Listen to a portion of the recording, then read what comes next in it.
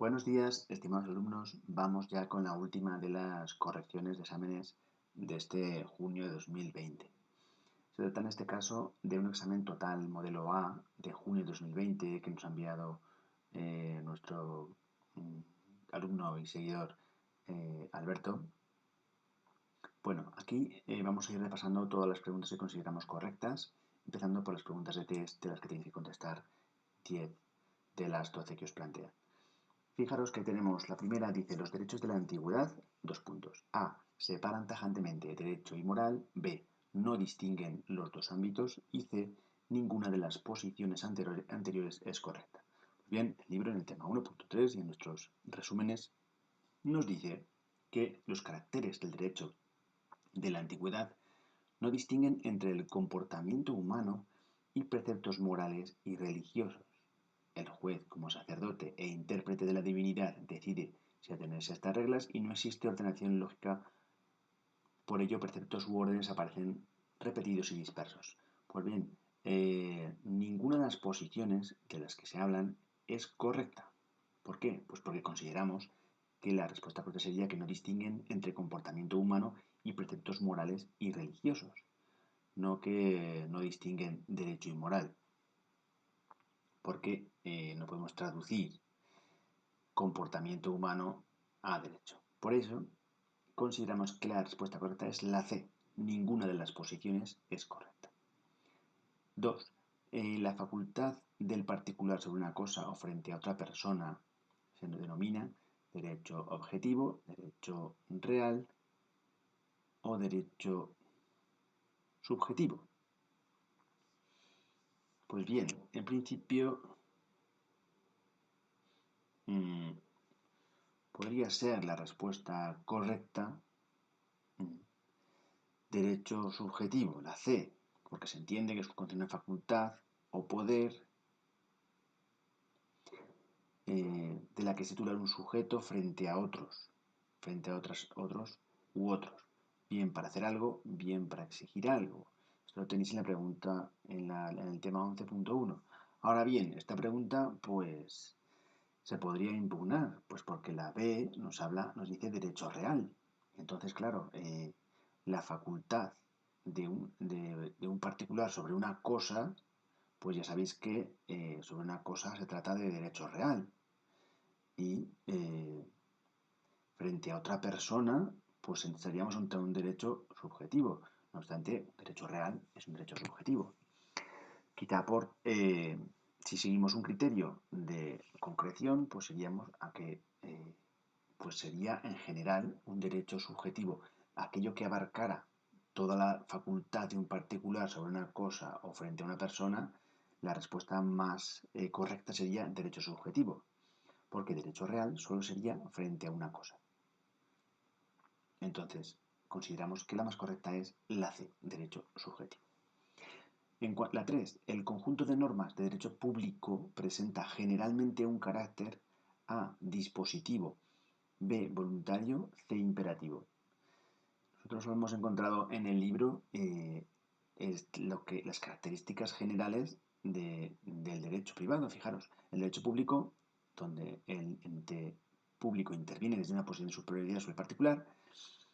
El derecho privado son de carácter dispositivo y suelen ser de carácter subsidiario. El tema 3 en el punto 5.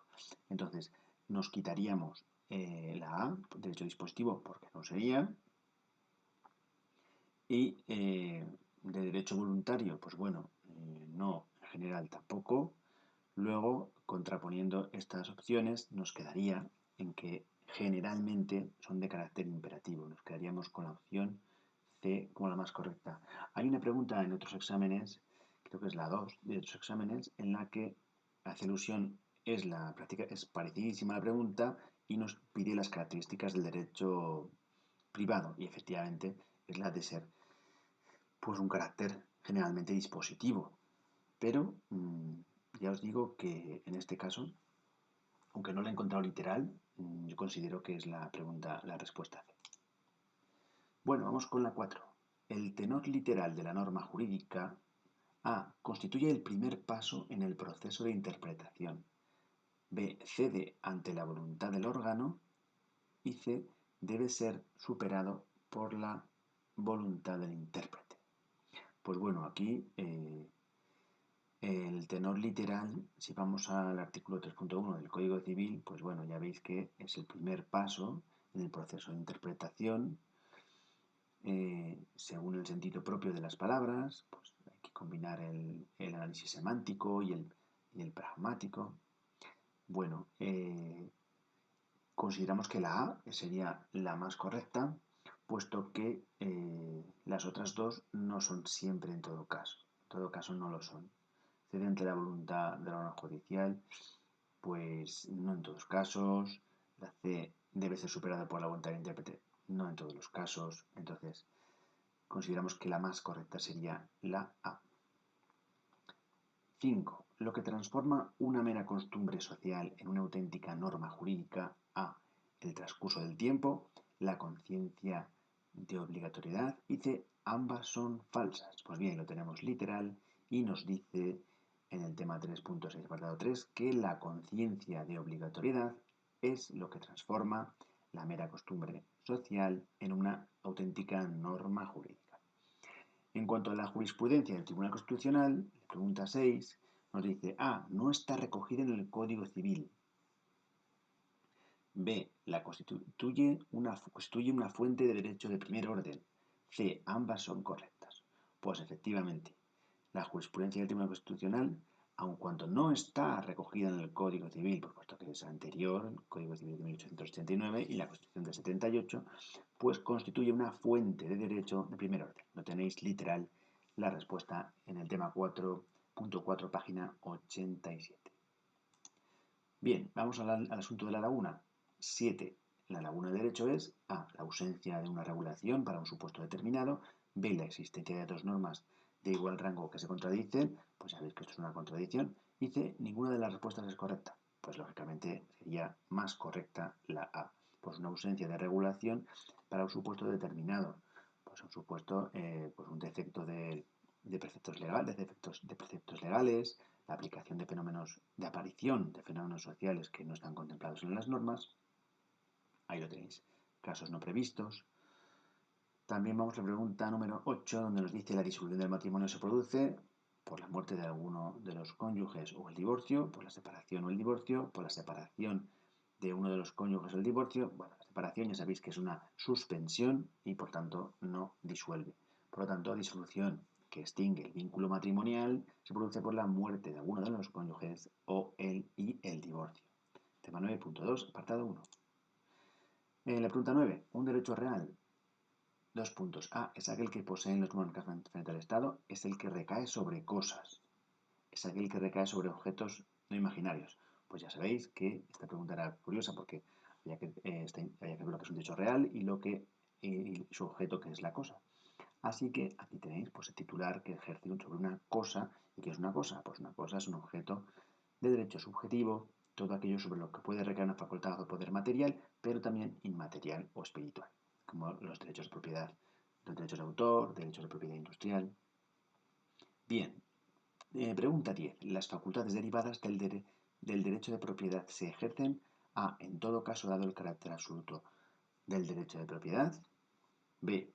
Si no existen cargas. C. Ninguna de las anteriores es correcta.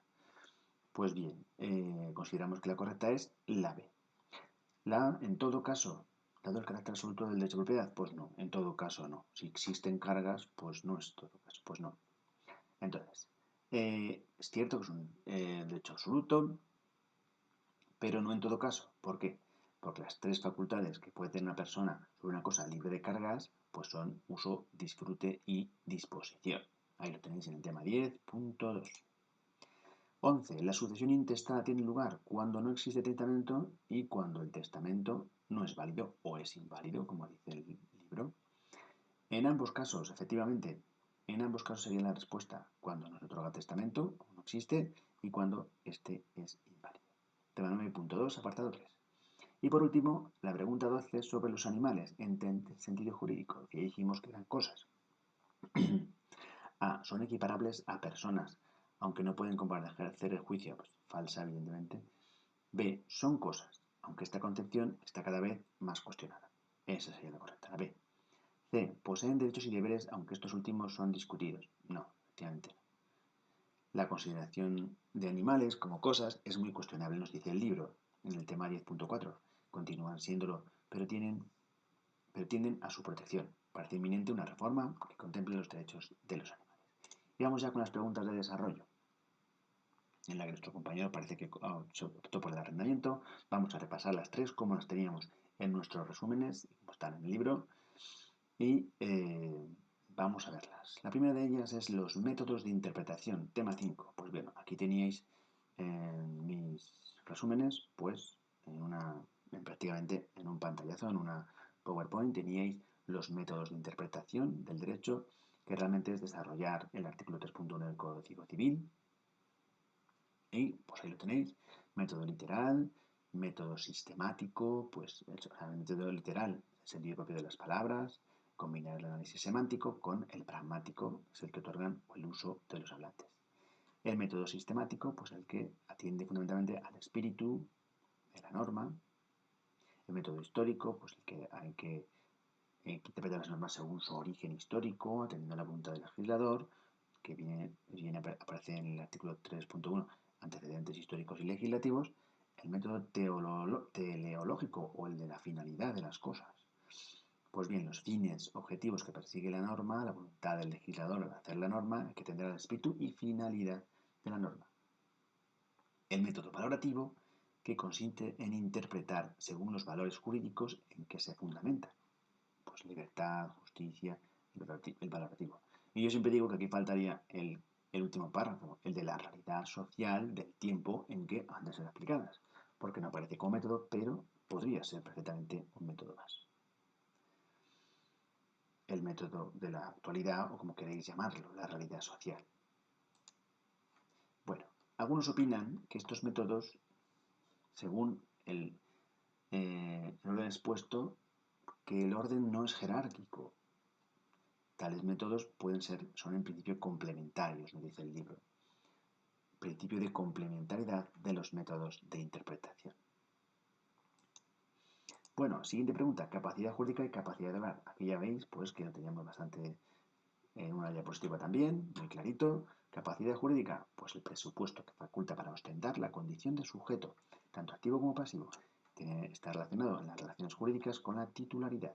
La capacidad de obrar, que es la que tienen los sujetos, sea el papel de sujeto activo o pasivo, en el que pues actúen jurídicamente para realizar actos jurídicos válidos. Se refiere pues al ejercicio de relaciones jurídicas. Cualquier persona física tiene capacidad jurídica y la persona civil se extingue con la muerte de las personas. Dentro de la capacidad de obrar tenéis los supuestos de incapacidad y limitación. Incapacidad cuando no se ha adquirido la madurez o se ha perdido por la demencia y están las figuras de la representación. Y la limitación de la capacidad de obrar, pues ya sabéis que está restringida para determinados actos. Bueno, pues ahí lo tenéis. Y teníamos un pequeño esquemita que nos podría servir por si nos caía esta pregunta. Ya veis, pues esto que ambas se extinguen con la muerte, capacidad jurídica, ostentar la condición de sujeto relacionado en las relaciones jurídicas con la titularidad, cualquier persona la tiene, capacidad de obrar, actuar, realizar actos jurídicos válidos, estar referida al ejercicio en las relaciones jurídicas. Hay que hablar de la incapacidad y de las limitaciones. Bueno, ahí tenéis un pequeño resumen que preparé un pequeño esquema para que recordaréis de qué había que hablar. Y por último, el arrendamiento, que es la que ha seleccionado nuestro compañero. Tenéis pues bueno que es un contrato consensual, puedes entregar una cosa, el arrendatario tiene que entregar una cosa para su disfrute o prestar un determinado servicio y el arrendador pues entregar y el arrendatario pues entrega una contraprestación o precio determinado o renta. Hay tres variantes, el arrendamiento de cosa, el de servicios y el de obra. El de cosa, pues bueno, el arrendador traspasa el ejercicio temporal de uso y disfrute del bien no consumible para su aprovechamiento. Nos dice el artículo 1543 que el arrendamiento de cosas, pues una de las partes se obliga a dar a la otra el goce y el uso de una por tiempo determinado y precio cierto. Los servicios, pues sabéis, prestar un servicio, trabajo, El arrendamiento, pues bueno, una de las partes obliga a ejecutar una obra o a prestar un servicio. En este caso, prestar un servicio. Y la renta se abona en beneficio por el hecho de que genera ese servicio. Y el de obra, pues bueno, se puede ejecutar una obra a favor de otra y el otro se obliga a esa retribución. Y bueno, chicos, pues con esto hemos terminado la corrección de este examen. Ya llevamos 3 exámenes corregidos de junio. Y bueno, si no enviáis más exámenes, pues este sería el último. Espero que os hagan bien las notas, que hayáis aprobado todos. Y los que no hayáis aprobado, pues bueno, nos vemos este verano, donde os recomiendo que estudiéis los mega resúmenes, temas 1 a 5 y 6 a 11, que son lo que creo que es una herramienta que os va a servir muchísimo para poder aprobar los exámenes.